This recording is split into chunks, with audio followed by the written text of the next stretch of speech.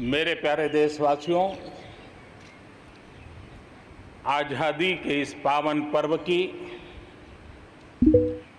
सभी देशवासियों को बधाई और बहुत बहुत शुभकामनाएं।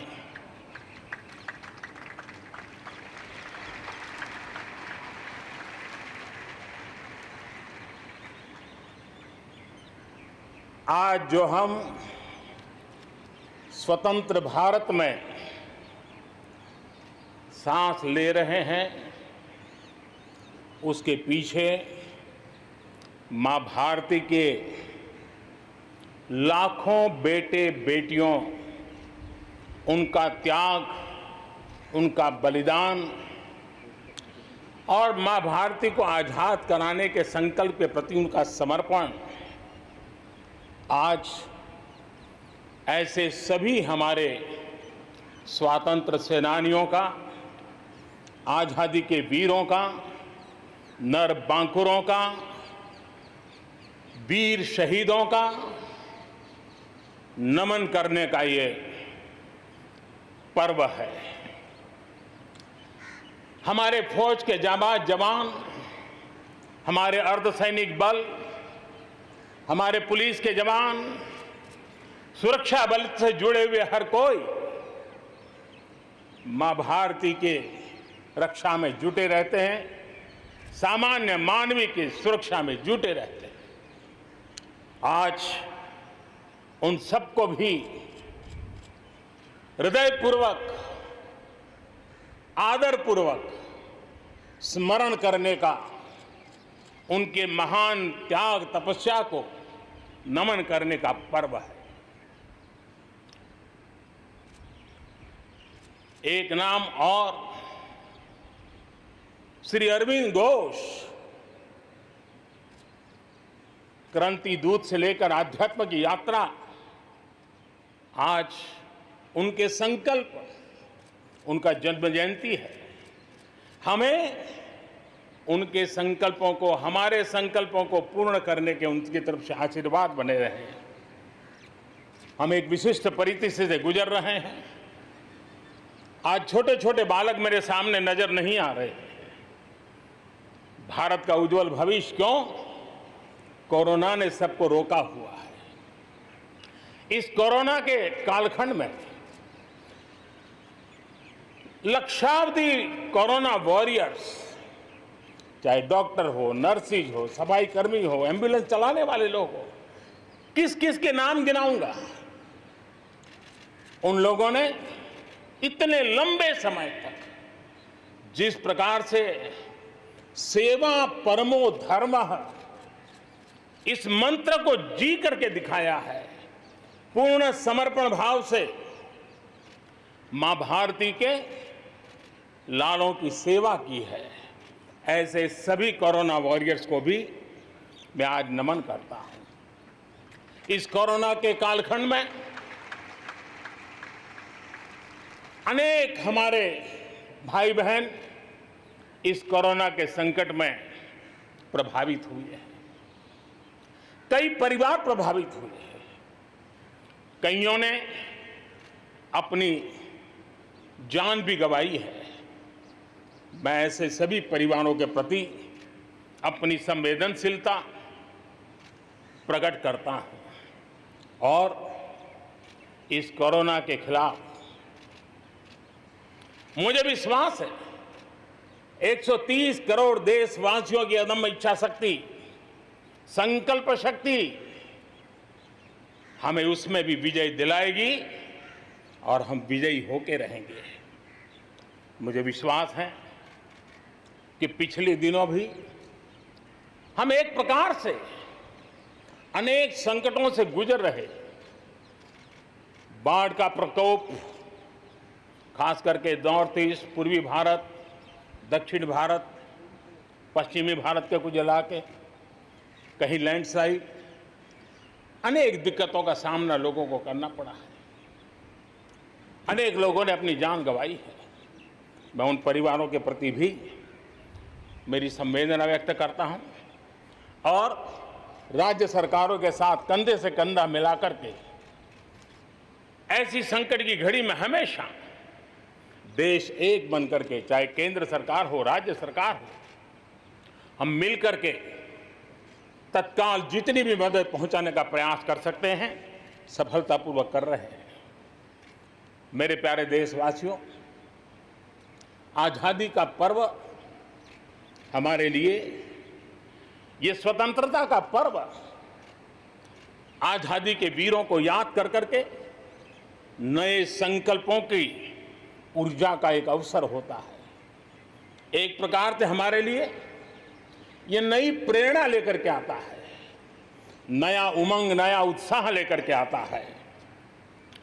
और इस बार तो हमारे लिए संकल्प करना बहुत आवश्यक भी है और बहुत शुभ अवसर भी है, क्योंकि अगला जब हम आजादी का पर्व मनाएंगे तब हम 75 वर्ष में प्रवेश करेंगे। ये अपने आप में एक बहुत बड़ा अवसर है और इसलिए आज आने वाले 2 साल के लिए बहुत बड़े संकल्प लेकर के हमें चलना है। 130 करोड़ देशवासियों को चलना है। आजादी के 75 वर्ष में जब प्रवेश करेंगे और आजादी के 75 वर्ष जब पूर्ण होंगे, हम हमारे संकल्पों की पूर्ति का एक महापर्व के रूप में उसको भी मनाएंगे। मेरे प्यारे देशवासियों, हमारे पूर्वजों ने अखंड एक निष्ठ तपस्या करके त्याग और बलिदान की उच्च भावनाओं को प्रस्तावित करते हुए हमें जिस प्रकार से आजादी दिलाई है, उन्होंने न्यौछावर कर दिया है। लेकिन हम ये बात न भूलें कि गुलामी के इतने लंबे कालखंड में कोई भी पल ऐसा नहीं था, कोई भी क्षेत्र ऐसा नहीं था कि जब आजादी की ललक न उठी हो, आजादी की इच्छा को लेकर के किसी ने प्रयास न किया हो, जंग न किया हो, त्याग न किया हो और एक प्रकार से जवानी जेलों में खपा दी, जीवन के सारे सपनों को फांसी के फंदों को चूम करके आहूत कर दिया। ऐसे वीरों को नमन करते हुए और फिर एक तरफ सशस्त्र क्रांति का दौर, दूसरी तरफ जन आंदोलन का दौर, पूज्य बापू के नेतृत्व में राष्ट्र जागरण के साथ जन आंदोलन की एक धारा ने आजादी के आंदोलन को एक नई ऊर्जा दी और हम आजादी के पर्व को आज मना पा रहे हैं। इस आजादी के जंग में भारत की आत्मा को कुचलने के भी निरंतर प्रयास हुए हैं, अनगिनत प्रयास हुए हैं। भारत को अपनी संस्कृति, परंपरा, रीत रिवाज, इन सब से उखाड़ फेंकने के लिए क्या कुछ नहीं हुआ। वो कालखंड था, सैकड़ों सालों का कालखंड था। शाम दाम दंड भेद सब कुछ अपने चरम पर था और कुछ लोग तो ये मान के चलते थे कि हम तो यावत चंद्र दिवाकरो यहां पर राज करने के लिए आए हैं। लेकिन आजादी की ललक ने उनके सारे मंसूबों को जमींदोस्त कर दिया। उनकी सोच थी कि इतना बड़ा विशाल देश, अनेक राजे रजवाड़े, भांति भांति की बोलियां, पहनवेश, खान पान, अनेक भाषाएं, इतनी विविधताओं के कारण बिखरा हुआ देश कभी एक होकर के आजादी का जंग लड़ नहीं सकता है। लेकिन इस देश की प्राण शक्ति वो पहचान नहीं पाए। अंतर्भूत जो प्राण शक्ति है, एकता का सूत्र जो हमें सबको बांध करके रखा हुआ है, उसने आजादी के उस पर्व में पूरी ताकत के साथ जब वो मैदान में आया तो देश संतानों से अपने पैरों पर खड़े होने की अपेक्षा करता है। हम तो आजादी के 75 वर्ष के एक कदम दूर है तब, हमारे लिए भी भारत जैसे देश को अपने पैरों पर खड़ा होना अनिवार्य है, आत्मनिर्भर बनना अनिवार्य है। जो परिवार के लिए आवश्यक है वो देश के लिए भी आवश्यक है। और इसलिए और मुझे विश्वास है भारत इस सपने को चरितार्थ करके रहेगा। और उसका कारण मेरे देश के नागरिकों के सामर्थ्य पर मुझे यकीन है। मुझे मेरे देश की प्रतिभा पर गर्व है। मुझे देश के युवाओं में, देश की मातृशक्ति में, हमारी महिलाओं में अप्रतिम सामर्थ्य जो है उस पर मेरा भरोसा है। मेरा हिंदुस्तान की सोच, हिंदुस्तान का अप्रोच, इस पर विश्वास है। और इतिहास गवाह है कि भारत एक बार ठान लेता है तो भारत करके रहता है। और इसी के कारण जब हम आत्मनिर्भर की बात करते हैं तो दुनिया को भी उत्सुकता भी है, भारत से अपेक्षा भी है। और इसलिए हमें उस अपेक्षा को पूर्ण करने के लिए अपने आप को योग्य बनाना बहुत आवश्यक है। हमें अपने आप को तैयार करना बहुत आवश्यक है। भारत के चिंतन में भारत जैसे विशाल देश, भारत युवा शक्ति से भरा हुआ देश, आत्मनिर्भर भारत की पहली शर्त होती है आत्मविश्वास से भरा हुआ भारत। उसकी यही नींव होती है और यही विकास को नई गति, नई ऊर्जा देने का सामर्थ्य रहती है। भारत विश्व एक परिवार के संस्कारों से पला बड़ा हुआ है। अगर वेद कहते थे वसुधैव कुटुंबकम तो विनोबा जी कहते थे जय जगत। और इसलिए हमारे लिए विश्व एक परिवार है। और इसलिए आर्थिक विकास भी हो लेकिन साथ साथ मानव और मानवता का भी केंद्र स्थान होना चाहिए, इसका महत्व होना चाहिए। उसी को लेकर के हम चलते हैं। आज दुनिया इंटरकनेक्टेड है, आज दुनिया इंटरडिपेंडेंट है। और इसलिए समय की मांग है कि विश्व अर्थव्यवस्था में भारत जैसे विशाल देश का योगदान बढ़ना चाहिए।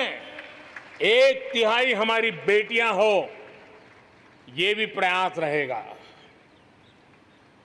बॉर्डर एरिया के कैडेट्स को सेना प्रशिक्षित करेगी। कोस्टल एरिया के जो कैडेट्स हैं उनको नेवी के लोग प्रशिक्षित करेंगे। और जहां एयरबेस है वहां के कैडेट को एयरफोर्स की तरफ से ट्रेनिंग दी जाएगी।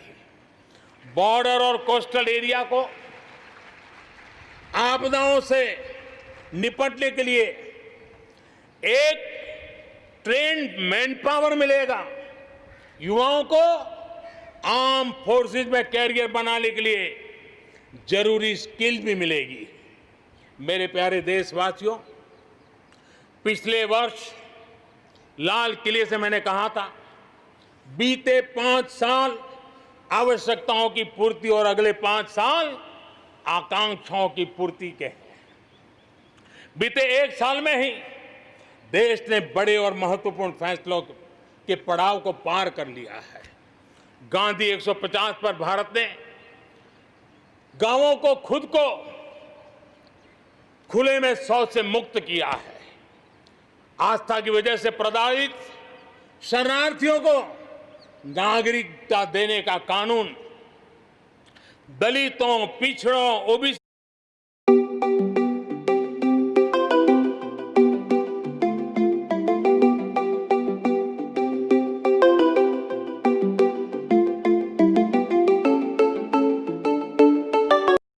के लिए, SC, ST, ओबीसी के लिए आरक्षण के अधिकार को बढ़ाने की बात हो, असम और त्रिपुरा में ऐतिहासिक शांति समझौता हो, फौज की सामूहिक शक्ति को और प्रभावी बनाने के लिए चीफ ऑफ डिफेंस स्टाफ की नियुक्ति कर देना है। 21वीं सदी का ये तीसरा दशक हमारे सपनों को पूरा करने का दशक होना चाहिए। कोरोना बड़ी विपत्ति है, लेकिन इतनी बड़ी नहीं कि आत्मनिर्भर भारत की विजय यात्रा को वो रोक पाए। मैं देख सकता हूं एक नए प्रभात की लालिमा, एक नए आत्मविश्वास का उदय, एक नए आत्मनिर्भर भारत का शंखनाद। एक बार फिर आप सभी को स्वाधीनता दिवस की कोटि कोटि शुभकामनाएं।